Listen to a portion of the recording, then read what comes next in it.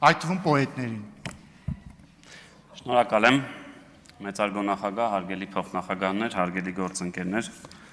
Պոեզիա ես էլ եմ սիրում, բայց չեմ անդառնա, բայց քանի որ առողջությունից խոսվեց, մենք էլ ենք ասում, որ առողջությունը լավ բան է, բայց որքանով որ ես եմ հիշում, այս դահլիճում մարդ կա, որ առողջության պատրվակով ազատված է զինվորական ծառայությունից եւ գործընկերներս ասում են, առավելևս որ ասում եք առողջություն, Աստված տա ձեզ երկար առողջություն, սա առանց հեգնանքի եմ ասում, պարոն Կարապետյան։ Հարգելի գործընկերներ, հաշվի առնելով, որ 20 րոպե ունեմ եւ մեր նիստերի ընթացքում մենք որոշակիորեն խաղի կանոններ փոխեցինք, հատկապես ելույթների, իմ հիմնական ելույթի վերջում, եթե ժամանակ մնաց, կանադառնամ 1-2 կտորի, որովհետեւ հարց եմ տվել, դրա վերաբերյալ եղել են նաեւ արձագանքներ։ Նախ ուզում եմ շնորհակալություն հայտնել քաղաքացիական պայմանագիր կուսակցության վարչությանը եւ իմ խմբակցությանը, իմ գործընկերներին այս պատասխանատու պաշտոնում իմ տեխնացությունը կրկին առաջադրելու եւ ցուցաբերած վստահության համար։ Այս առաջադրումը ոչ միայն պատիվ է, այլ նաեւ նախորդ 5 տարիների աշխատանքը գնահատելու, ճարվածը հստակ արձանագրելու եւ հաջորդ 5 տարիներին պատասխանատվություն ստանձնելու առիթ։ Ես ուզում եմ առիթից օգտվել եւ շնորհակալություն հայտնել 8-րդ գումարման մեր հանձնաժողովի բոլոր պատգամավորներին, Տիկին Գալստյանին, Տիկին Խերանյանին, Ջուլիետա Ազարյանին, Արմենոյի Ղազարյանին, պարոն Հասանովին, Նարեկ Բաբյանին եւ իհարկե իմ լավ ընկեր հանձնաժողովի նախագահի տեղակալ Թագուհի Ղազարյանին։ Ուզում եմ նաեւ շնորհակալություն հայտնել նախարարությանը, նախարար Տիկին Անդրեասյանի գլխավորությամբ եւ նաեւ Սփյուռքի գործերի գլխավոր հանձնակատարի գրասենյակին ու ինչպես նաեւ ոլորտային տարբեր կառույցներին ու մասնագիտական համայնքներին, քաղաքացիական հասարակությանը։ Չգիտեմ հասրել եք հետևել թե ոչ, բայց մենք միշտ չէ որ ունեցել ենք մեկ կարծիք, բայց ես միակ բանը որ խախտել եմ հանձնաժողովի նիստերին, այդտեղ էլ է երևի ռեգլամենտը, որ երբեք չեմ պահպանել եւ թույլ եմ տվել, որ կարծիք ունեցող պատգամավորը արտահայտվի մինչեւ վերջ, այսինքն այնքան խոսել, մինչեւ ասել եմ ավարտեցիք եւ նոր անցել ենք դրա հարցի պատասխանին կամ այլ հարցին, թեև ռեգլամենտով այլ բան է սահմանված։ Հարգելի գործընկերներ, մեր հանձնաժողովը բնականաբար ոլորտները առանձին կղզիներ չեն, մանկապարտեզից դպրոց, քոլեջ, համալսարան, գիտություն, իրանք մեկ շարունակական շղթա են։ Ինչպես այս օրերի ընթացքում շատ խոսվեց մշակույթից, այո, մշակույթը մեր արժեքային քաղաքացիական ինքնությունն է։ Սպորտը առողջ ու կենսունակ հասարակության հիմք, իսկ Սփյուռքը Հայաստանի Հանրապետության հետ համագործակցության համաշխարհային ցանց։ 2021 թվականին, երբ ստանձնում էի պաշտոնը, մենք մի իրավիճակում էինք, երբ երկիրը շուրջ 6 տարի չուներ կրթության զարգացման պետական ռազմավարություն։ Այսօր մենք ունենք մինչև 2030 թվականը կրթության զարգացման պետական ծրագիր, մշակույթի եւ սպորտի ռազմավարություններ, ինչպես նաեւ մի շարք համակարգաստեղծ օրենքներ։ Ընդունվել են թանգարանների մասին, մասնագիտական կրթության եւ ուսուցման մասին, երիտասարդական քաղաքականության մասին օրենքը, այս օրենքի շրջանակում իդեպ շատերս այլևս երիտասարդ չենք համարվում տիտղոսային առումով, 35 տարեկանն է նշվել։ Իսկ 2025 թվականին կրկին ընդունվեց եւ այս անգամ բարեբախտաբար հակասահմանադրական չճանաչվեց բարձրագույն կրթության եւ գիտության մասին նոր օրենքը։ Դրանք ձևավորում են ոլորտների զարգացման նոր կանոնները, կառավարման, ֆինանսավորման եւ որակի գնահատման նոր համակարգեր։ Կրթական ենթակառուցվածքների ոլորտում իրականացվել է անկախ Հայաստանի պատմության մեջ ծավալով աննախադեպ, նույնիսկ եթե հաշվի առնենք, թե նախորդող 5 տարիների ընթացքում ինչքան ծավալի աշխատանք է կատարվել, ես կարող եմ ասել, որ նաեւ անկախացումից առաջ եթե եւս 20-30 տարի վերցնենք, ապա մոտ 50 տարիների ընթացքում այսքան ծավալի աշխատանք չի իրականացվել կամ իրականացում, ինչպես իրականացվել է 2021-ից մինչև այս պահը եւ շարունակում են դրանց մի մասը դեռ ընթացքի մեջ մնալ։ Բնականաբար խոսքը 300 դպրոց, 500 մանկապարտեզի մասին է։ Շուրջ 800 դպրոցներ արդեն ապահովել են ժամանակակից բնագիտական եւ տեղեկատվական լաբորատորիաներով։ Հանրակրթության նոր չափորոշիչը ներդրվել է բոլոր դասարաններում, ստեղծվել է 158 նոր անուն դասագիր, դրանցից մեկի մասին այստեղ առիթ ունեցանք խոսելու, նաև մեկը նվիրեցի ընդդիմադիր իմ գործընկերոջը։ Կամավոր ատեստավորում է անցել շուրջ 9600 ուսուցիչ, իսկ բնագիտական եւ տեղեկատվական տեխնոլոգիաների առարկաները դասավանդող ավելի քան 9200 ուսուցիչ ամեն ամիս ստանում է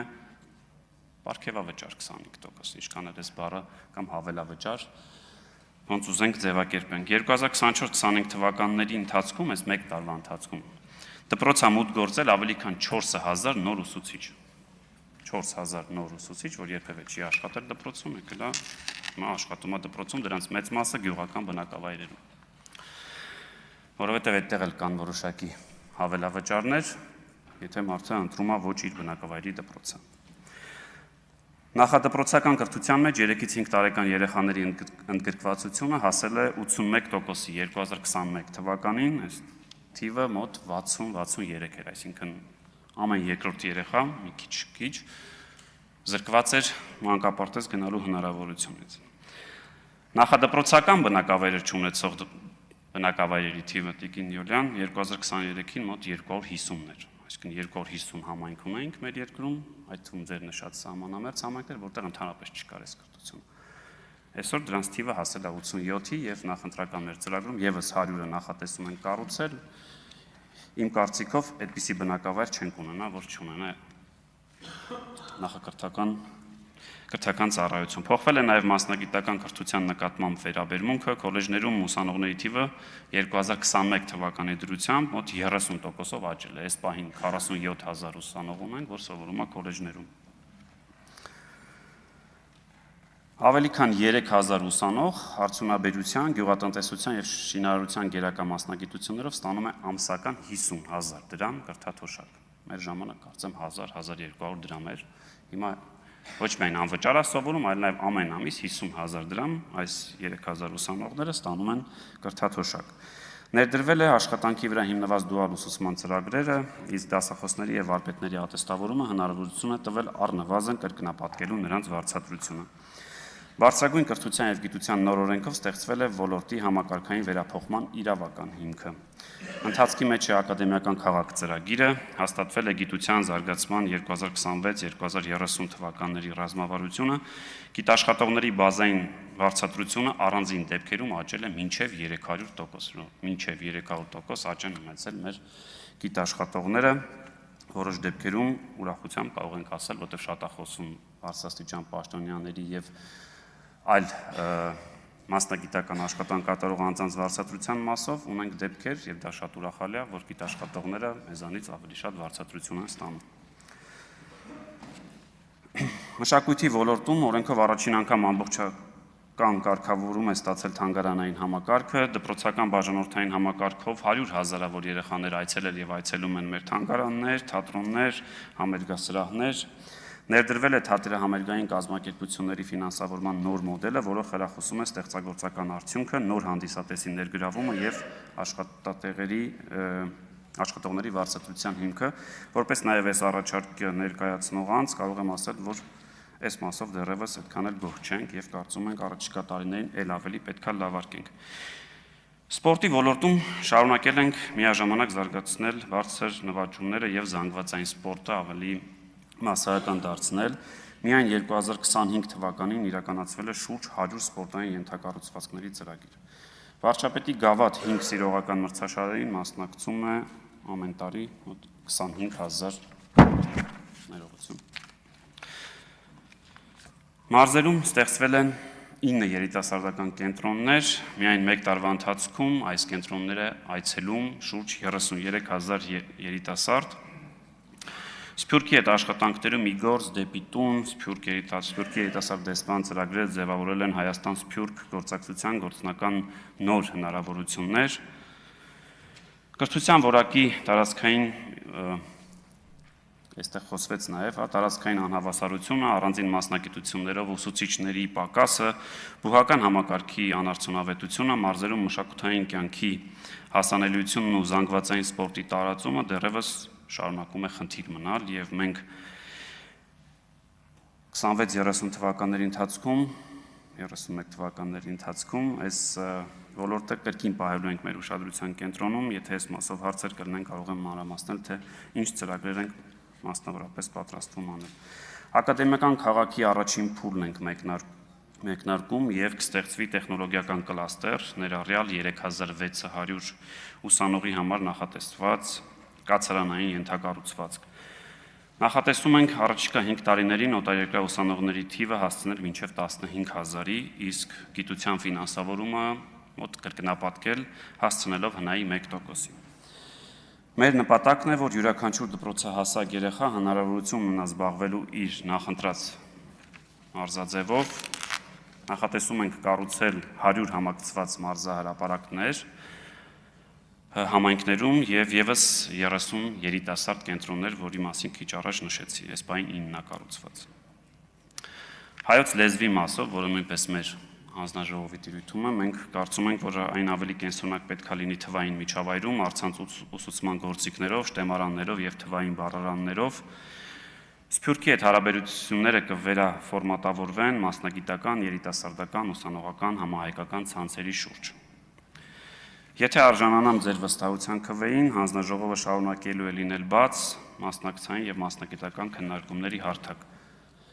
Մենք չենք սահմանափակվելու բնականաբար միայն օրենքներին եզրակացություն տալով, հետևողականորեն վերահսկելու ենք եւ շատ ուրախ կլինեմ այս անցնող օրերի ընթացքում տեսապատգամավորներ, որ բավականին մանրակրկիտ ուսումնասիրում են տարբեր փաստաթղթեր, գնումների գործընթաց, ուրախ կլինեմ այս մասով, եթե անգամ մեր հանձնաժողովում չլինեք, համագործակցել։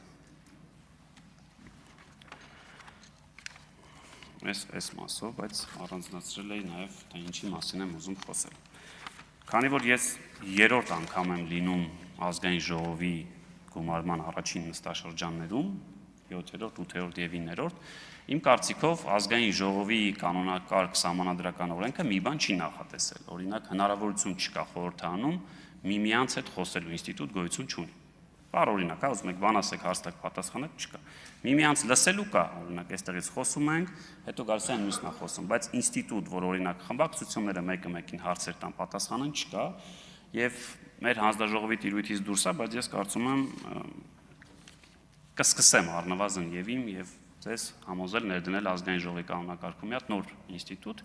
Դա կարող լինի օրինակ հայտարարությունների ժամի փոխարեն, որտեղ իմ տրամաբանությամբ այդ հայտարարությունների ժամը ամեն 3 շաբթի այդ վերջին նիստին որևէ մեկին այլևս հետաքրքիր չէ։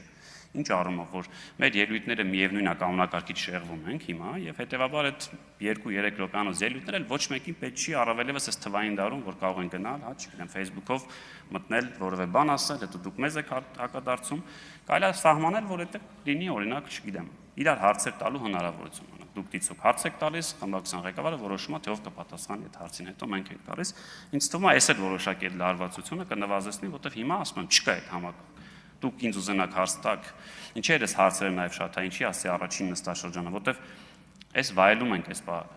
Այստեղից սկսած այդ որևէ ինստիտուտ չկա, որ օրինակ, չգիտեմ, մենք ընդդիմադիր որևէ падգամավորին կարողանանք այսքան հարցեր տալ։ Սովորաբար էլի օրենքի շրջանակում է լինում, եթե օրենք են բերում։ Պարտքի մասին։ Շնորհակալ եմ պարոն Մանուկյանին, ես երբ որ հարց էի տալիս պարոն Ֆարմանյանին, ես ուզում էի ստանալ պատասխան, որը մասամբ դուք տվեցիք, բայց այդ խաղի կանոնը որ փոխվեց, հետո ես չկարողացա ելույթ ունենալ, բայց ուրախությունից իմ հարցին պատասխանեց պարոն Կարապետյանը, որ եթե սցենարով գրեինք, այդպես չէր լինելու, եւ եկանք մի եզրակացության, որ պարտք ինչքան շատ վերցնում ես, այո, շատ վատ հետևանքներ ունենա, ավելին պարոն Կարապետյանն ասեց, որ ավելի հեռուն գնաց, ասեց, որ քեզ կարող են որոշակի բաներ պարտադրել, այսինքն հետո որ քեզ դրել այդ պարտքի տակ ինչ որ բաներ թելադրել, չգիտեմ, փոխել ես ինչ խաղի կանոնները, փոխել ես ինչ խաղի կանոնները։ Այն մյուս հարցի պատասխանը, բայց այդպես էլ չստացա։ Օրինակ, ես հիշում եմ, որ 2015 թվականին, պարոն Կարապետյան, Սամվել Կարապետյանի կամ Տաշիր ընկերությունների կարողությունը 4 միլիարդ էր։ 10 տարի առաջ, ըստ այդ նույն ելակետային Forbes-ի։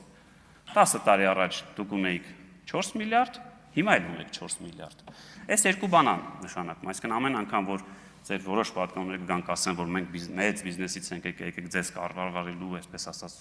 հմտություններ տանք, ես ամեն անգամ սա եմ հիշել, որտեղ իմ կարծիքով ես բիզնեսմեն չեմ արդեն մի քանի 10 տարուց եւ ավել, բայց եթե բիզնեսմենը 10 տարի առաջ էլ ունի նույնքան գումար, հիմա էլ ունի նույնքան գումար, ինձ թվում է այդտեղ գոնե առնվազն հաջողությունների մասին չի կարելի խոսել։ Ավելին, ինչի սա ասեցի։ Նույն 2015 թվականին պարոն Կարապետյանը Forbes-ին կարծեմ տված հարցազրույցում փետրվարին ասում է, որ ես ունեմ մոտավորապես ինքը ասելով ընկերությունը $700 միլիոն պարտք։ Ես հիմա ուզում եմ դուք գաք ասեք, 10 տարի առաջ դուք ունեիք 4 միլիարդ, ունեիք 700 միլիոն։ Կարող եք ասել, օրինակ հիմա էլ ունեք 4 միլիարդ եւ ինչքան պարտք ունեք։ Այն տրամաբանության, որով պարտքա տվել, հետեւաբար ես ընդունում եմ, ճիշտ եք ասում, ով շատ փող է տալի, գնում եք իր թակարդը, ինչ ուզում է անելու է կամ եւ այլն կամ մենք։ Բայց եկեք ասեք, խնդրում եմ, այդ 4 միլիարդ որ հիմա ունեք, ինչքան է պարտքա ավելացել։ Ինձ թվում է շատ է ավելացել։ Հարգելի գործընկերներ, օրինակ պարոն Նարեկ Կարապետյանը կամ Սամվել Կարապետյանը կարող է չհետևած չլինի ձեր օրինակ 5 տարի առաջվա գործունեությանը, 10 տարի առաջվա, բայց իմ կարծիքով դուք պարտավոր եք առնվազն ուսումնասիրել, թե ինչ են խոսել ձեր առաջնորդը կամ խմբակցության ղեկավարը, այդ թվում տնտեսության մասին։ Որտեվ տիկին Յոլիան գալ էստեղ ասել, կարող եք ասել մի հատ արտադրություն, որ ձեր ժամանակ հիմնվել է, ես այդ բանը նայում էի պարոն Կարապետյանի դեմքին։ Որովհետև կամ գալ ասել դուք մենակ տենց արտոնություն եք տվել ձեր սրտի, այսպես ասած, օլիգարխներին, որքանը որ ես եմ տեղյակ, այդ նույն ծրագրից, որ դուք խոսում եք, ամենաշատը օգտվել է տաշիր ընկերությունները։ Եվ ստեղծել են մեծ արտադրություն։ Այդ թվում ես լսել եմ պարոն Կարապետյանի հարցազրույցը, որտեղ ինքը ասում է, որ 2018 թվականին էր գնաց պարոն Սամվել Կարապետյանի մոտ, որոշեցին ինչ անել, որ զարգացնել, որոշեցին արտադրություն դնել։ Այսինքն, երբ որ ասում եք ինչ արտադրություն եք ստեղծել, լավ կնի երկու շարք իջնել, պարոն Կարապետյանը ձեզ կասի, օրինակ, մինչև 2018 թվականը քանի արտադրամաս կար տաշիր ընկերությունների խմբի կողմից Հայաստանում, որքանա որ ես եմ տեղյակ, մեկն էր, կարծեմ, հա տաշիր կարի ֆաբրիկաներ, մոտ 30-40։ Հետո հարցրեք, բայց 18 թվից հետո, այդ ինչքան հսկայական աշխատատեղեր ու արտադրության հատկապես ոլորտում ստեղծեցիք։ Ինձ թվում է, դուք պարտավոր եք, որտեղ ձեր առաջնորդ, դուք այստեղ հայտնվել եք բացառապես այդ մարդու շնորհիվ։ Չեմ հասցրել ուսումնասիրել։ Ինչը շատ լավ է, Ժորժ, այո, եկել եք, դրել եք, բայց ուզում եմ ասել, որ ձեր գործընկերները դրա մասին խոսելուց թող մտածեն, էլի, այսինքն։ Եվ եւս մեկ բան եմ առանձնացրել։ Հա, պարոն Մանուկյան, շատ լավ է, ես անկեղծ շատ ուրախ եմ, որ այդպես հետևողական կանեք։ Բայց երբ որ դուք գալիս ասում եք 540 դրամ մեկանց, ես ուզում եմ հասկանալ, խնդիրը 540-ն էր, թե մեկանցն էր։ Ոտ շատ լավ, եթե երկուսն էր, այսօր ինչ արժի գիտեք դիզվառելիքը։ Մոտավորապես մինչև 670 դրամ է դառը 1 լիտր դիզվառելիքը։ Հիմա օրինակ ես որ ձեզ լսեմ, պետք է քաղաքապետարանը, որ հիմա 540-ով է ձեռք բերում, եթե շարունակում այդ պայմանագիրը գործել, պետքա գնա, չեղարկի այդ պայմանագիրը։ Արմանուկյան, Եվ այսօր շուկայական գինը օրինակ, որ տատանվում է մինչև 670 դրամ, շելում 650-670 է, գալֆում մի քիչ էժանա 640, Ռանոել CPS ձեր ասած մինչև 600 է հասնում, այսինքն հիմա խնդիրը որն է, խնդիրը կարող է մեկ անձն է, բայց եկեք այդ մեկ անձի դեպքում փոխենք օրենքը, սահմանափակ ենք, ասենք չի կարելի մեկ անձով գնում կատարել։